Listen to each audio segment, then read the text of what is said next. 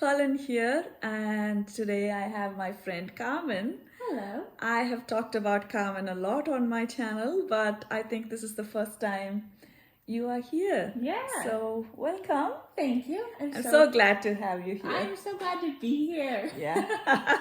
So Carmen is going to tell us where we are, what we are doing here, and then we'll go from there. Sounds great. Okay. We are an hour north of Auckland at the Mataya Homestead for Prosper Yarn's Simple Pleasures Retreat. Yes. It is so beautiful. I knew it was going to be beautiful and gorgeous and relaxing, but the Mataya Homestead is amazing. Yeah, it is. It is so calm, so beautiful. Every corner you look from has a lovely little garden there. And or a little piece of artwork. Yes. Or just like this, I feel like there's treasures. Yes, Almost like a fairy garden. Yeah. Like there's always something to find if you're looking. Yeah. So we flew out from Christchurch day before yesterday? Yesterday. Yesterday. It was so early in the yeah, morning. so yeah. It feels like 2 days ago. We left at 5 in the morning and then we reached here and Carmen drove us all the way from Auckland to here, which is, I don't know what this place is called. Is it? Town? I don't know. I think it is Matakana. No, I think Matakana is like 40 minutes away. Okay, so on the way, what did we see? Yes, so on our first stop was for breakfast and coffee, and it was delicious.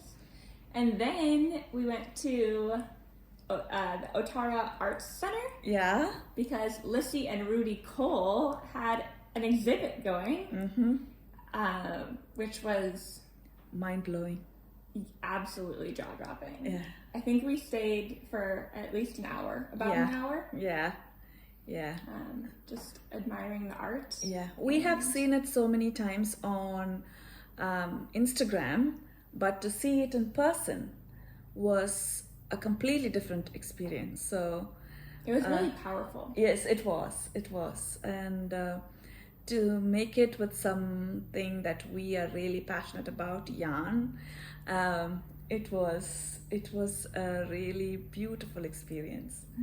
And then we drove out of Auckland, and then we went to Matakana.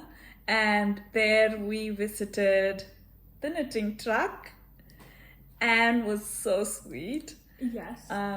We had a browse around her little tiny house yarn store and walked around the gardens there, and then we drove to our homestead around, I think 2. Yeah. Got here around 2 p.m. on Friday. Yeah. And then we have been fed and not just fed. Fed beautiful. It seems like we've been eating all the time and sleeping, and so it's like this little paradise that we are in, eating, sleeping, knitting, and all the other ladies there are really lovely too. And we got beautiful goodie bags, and I'll show them what we got. Yeah. So we each got a handmade bag. Yes. That's the Japanese. I'm still figuring out how to use it. Yeah, this is how. Yeah, so I love it. And then inside the bag, we had yarn.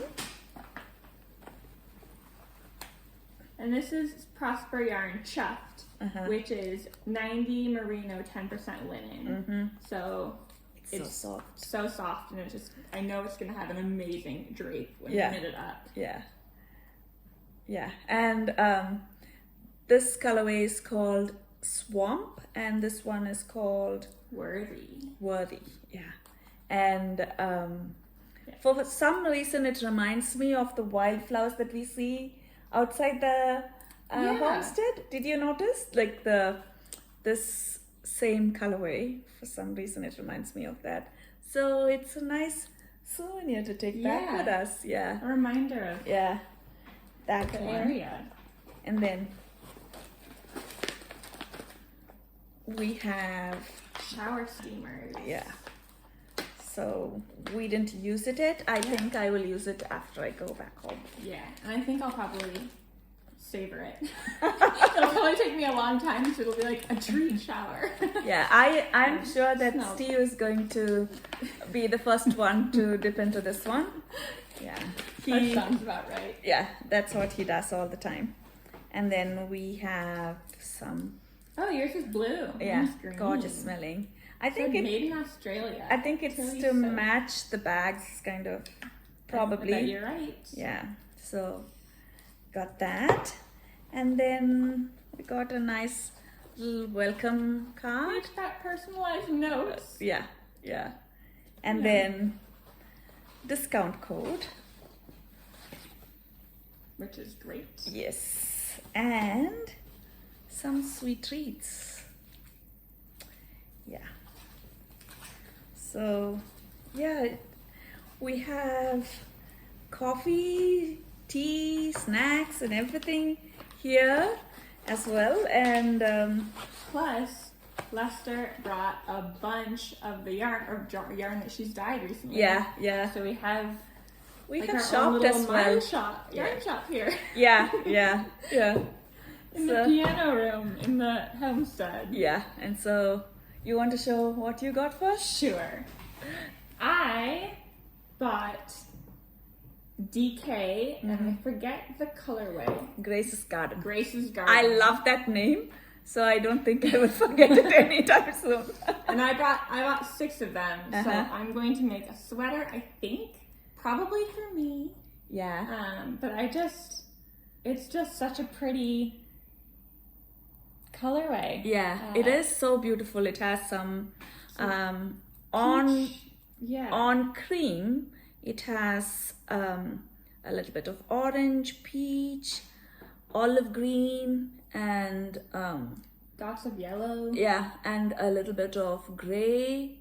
I think it's going to be stunning when it's done. Yeah. And Carmen is still deciding on her pattern, but it's so soft again. Like I love squishy. Like it has a lot of structure to it, so when you squish it, it pops back. Yeah. And so I think the stitch definition is going to be beautiful, and it's merino, so it's going to be so soft and wear so well. Yeah. I can't wait. Yeah. And what did I get? Oh yeah. I got, what was the color of this one? I don't know. I forgot. Yeah, I forgot also. So I got some that weren't, like, they haven't been tagged yet. Yeah. Because they're fresh from the dye studio. Yes. And I got 2 skeins of merino singles. And no, I cannot remember what it's called. But it is beautiful as well. It has my favorite shades of pink, peach, and greens. Yeah. And this skein has like a dash of yellow. Yeah, it has a bit of yellow in it. Yeah. And I think they go really well. Again, it reminds me of the flowers in the garden. What do you think you're going to make with it? We will have to discuss on what to make because when we were talking before, Carmen said that it would be a good idea to make a shawl, and I think it will look really nice as a shawl. And it feels so nice against the skin as well, so I think that is what I am thinking. One of Hohi's patterns. That's probably a good idea. Yeah, like 3-color shawl. Cowl? I have made the 3-color cowl before. I have both the patterns. I didn't know there was a shawl version. Yes, there is a shawl version also. So I'm thinking of that right now, but I will change my mind at some point. Yeah, play with some ideas. And then I got sock yarn, which is this really pretty gray with pops of pink and again a bit of green. It's funny how we both kind of have the same. We have different color bases, but the colors we've been drawn to this weekend are the pinks and the greens and the yellows and the. Yeah. Yeah, and I think it's a lot to do with our surroundings. I agree. Because from our cottage, we can see the ocean and fields till the end of the horizon with cattle and wildflowers and garden. I saw 2 sheep yesterday when I went on a walk. Okay, I didn't see them. So there's some elusive sheep around too. And in the homestead, there are chickens and ducks. The chickens are really lovely, and we got to have. Did you eat the eggs this morning? I did. It was so yummy. It was fresh from the chickens, so it was so good. I think they said it was still warm when they gathered. Yeah. It's and so fresh. Yeah. So it was really nice. So our colors. So this colorway is called Ask Me Later, and it's 80% merino, 20% nylon, superwash sock yarn. So I'm thinking that I will make socks for me with this. So I think that is a very good idea. Yeah. I very much second that. Yeah. So. And I think they forgot something at the beginning of the trip. Oh! So before we started the trip, I made bags for myself and Carmen. So we could have matching project bags on our trip together. It is from the same fabric, but it's slightly different because we are very similar to each other, but at the same time, we have different backgrounds as well. We grew up in different countries, but it's so lovely. We got to meet at work, and yeah, that's how we met. And we've been friends ever since. So Perlin was the first person. I've lived in Christchurch now for about 1.5 years, and Perlin was the first person who made me feel like I could be part of the community and who welcomed me wholeheartedly into Christchurch. And so I'm so grateful for our friendship. It's because I did have a little selfish motive as well. I've always wanted a knitting friend and all that, but more than that, she's my daughter's age. So I have, without her permission, I have adopted her. Well, it's funny that you say that because, you know, my mom is across the world in another hemisphere on another continent. And it's without your permission. I've adopted you as my Christchurch mom. Oh, yeah. So. But it's nice because it's like mom and friend. Yes, yeah. It's like we wear both shoes. Yeah. If I need advice, Perlin's got some calming, wise advice. And for you as well. Yeah. And this morning it was so funny because as I was going all over the yarn and everything, I needed somebody to pull me back. And when we were shopping. Yeah. I can be. Well, it's hard when there's so many pretty colors and all of the bases feel amazing. Yes. Lester makes beautiful yarn. Yeah, she does. And to be among all those beautiful knits that the ladies are making, it's quite a temptation. Yeah, but we've had such a relaxing, happy time. So so that's what we both have. Shall we talk about your sweater that you're wearing? Oh, this sweater? Yeah, because we don't have any finished objects to show anyone. Yeah, no, we're both we're both knitting. Yeah. We've got our projects. Yeah. This is Forbes by Jared Flood out of Brooklyn Tweed Ranch 02, which was they do their ranch series is cool because they want to support ranches that don't necessarily have enough sheep to provide constant yarn. So they do it all at once and they just feature that particular ranch or farm and then a particular dye studio or mill in like a big one-time batch. Yeah. And so this was from Ranch 02, and I had just moved to Christchurch, and we were really tight financially, and I was really lonely because we'd met, but we hadn't like developed kinship yet. and it was my birthday, and my parents were like, what do you want? And so they bought me this yarn and sent it to me. Oh. And it was the first like big package that I received, because it's expensive to ship things across the ocean. Yeah, and also it's so nice to receive a care package from back home, because I know my parents did the same thing when I first came here, and I didn't know anybody and felt lonely. Although we did have a really nice church community, but I still hadn't started having any friendships. Yeah. So it felt like it's like a reminder that you're still important. And people are thinking about you and rooting for you, and And so that's what I feel when I wear this too. Yeah. Because it's like my parents, like it your connects parents me are to with my you. parents. Yeah.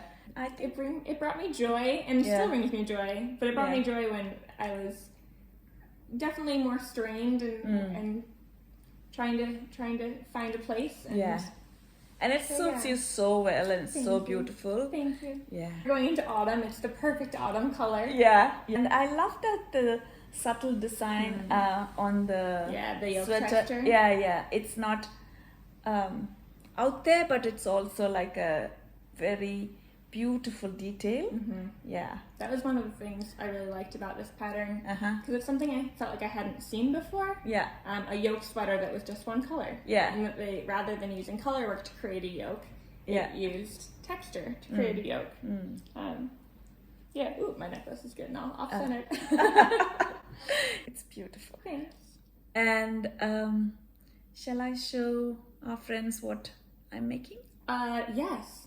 Absolutely. So last time I spoke on the podcast, the Makers Journal, I was halfway on my pearl sweater. Not even halfway. I think I must have finished 2 repeats of the the front part. But now I have my look at that whole sweater body finished. I'll hold it so you can see. Okay. Think about it. Yeah, so I've finished the whole thing, and I must say that it's really appropriate that Carmen is here with me today, because she was the one who helped me through all of this, and then she helped me pick up my sleeves, and I have now finished my sleeve cap. Carmen said, because this is my first sweater, I needed a lot of hand holding, and so Carmen suggested that we pick up the sleeves on both the sides so that they're both equal, and then all at once pick up the sleeves both at once, and then work on both the sleeve caps and before coming down. So I finished this one, and then I put it on a holder, and then I have started. Don't worry, I got him. Okay. Stitches saved. Yeah. So I thought that I will. I just should put it here like that so that it won't fall. So I have the next one. I brought this project with me in the hopes that I will have time to work on it. But when I met all the ladies, we were so busy chatting. I didn't think it would be a good idea to take this out and start knitting on it and then go back and having to tink all the things back, So I have not touched this project in this time, but it will get finished very, very soon. Yeah. So. And what have you been working on? So I have been working on a pair of socks. So I like to work on a pair of socks, and she's got a little sock pin. Yeah, I have my sock pin, and I have my Stay Weird pin from Jubilee. Yeah. And I have my sock. It is a self-striping sock pattern, and it's the basic vanilla sock, and it's my favorite. I just love that it's just stockinette knitting, and the design kind of forms by itself, and it's also this is the pattern that I'm making, and so it's going to be really colorful. It's called Unique Sock, by Earth Yarn. Yeah, she had few sets and this is the only one that I liked because it has a bit of orange and a bit of pink. So I have worked this much and I'm using Shagu needles with my little sock stitch marker, and I have already cast on the second pair as well. And so this is how it looks. So it comes in two balls, all wound up and everything, and then you just have to cast on. So I am on to the second color and I cannot wait to see it grow, you know. And then this one is just this much.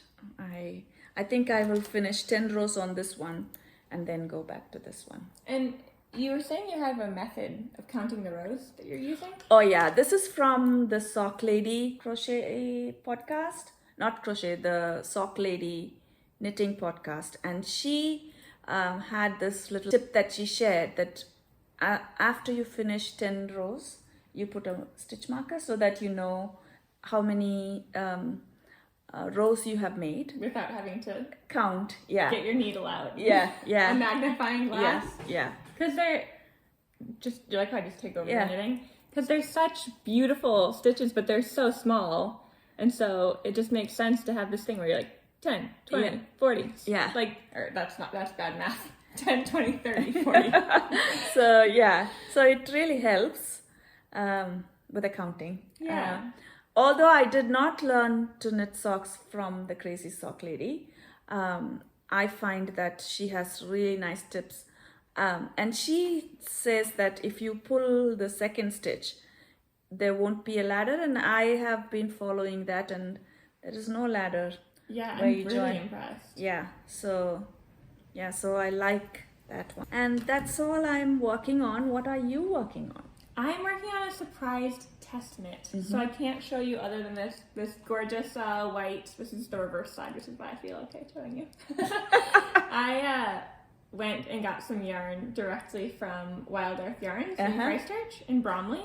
I actually got to go to the mill and pick it up, and it was I was like, oh my gosh, there's so much yarn. I didn't know it was there before you told me. They have a factory shop in April. Yeah. So it's a new ability to go buy it. But this is just a woolen spun, 100% Polworth, DK weight, and it feels so squishy, and I'm so excited. And 100% Polworth, DK weight, and it feels so squishy, and I'm so excited. It's done. I'll come back and on the podcast and show you. Oh yes, you must. Because I have seen it. It's beautiful seeing pattern come out in that yarn. Yeah, that's what we're working on.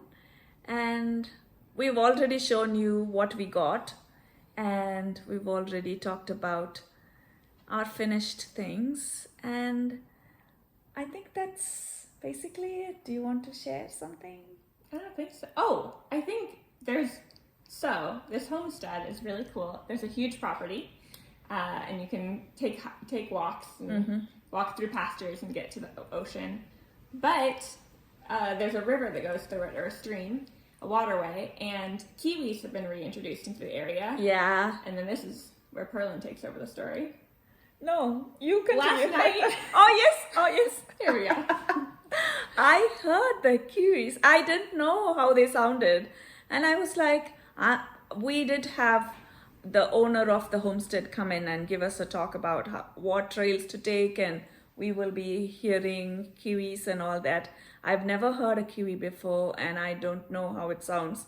But yesterday night, as I was just drifting off to sleep, I heard some sounds like a bird sound, and then I thought, would this be a kiwi? And another friend who's staying here as well, she said she heard it as well. So we put it on YouTube and saw how it sounded, and it was a kiwi. So so we're really excited. We were hoping to spot one here, but I don't think it is going to happen. I doubt it. And I think the ones around are little brown kiwis. I think that's the type. Okay. I think she said that. But I don't know. They're so elusive. Yeah. And it's so fun to have any sort of like, I heard one. Yeah. It feels like magic. Yeah, it's so nice. This morning when we got up, we went out to look at the sunrise, and we saw, did you see a pivakawaka? I saw one yesterday. Oh yeah, today I saw one. Am I saying that name right? Pivakawaka? I think so. Yeah. In my head it's Piwaka Waka, but because I'm American, I think I still haven't totally internalized how to say the Maori words. Yeah. At the right rhythm. So that's something I'm working on. Yeah, same. I'm working on that as well. It's really lovely, and I hope that you will be able to come on the channel again, Carmen. And I mean, you're not going to have to twist my arm. I will happily come back. Yeah. Thank you so much for coming. Thank you so much for having me. Yeah. And thank you so much for watching. Until next time, happy crafting. Bye.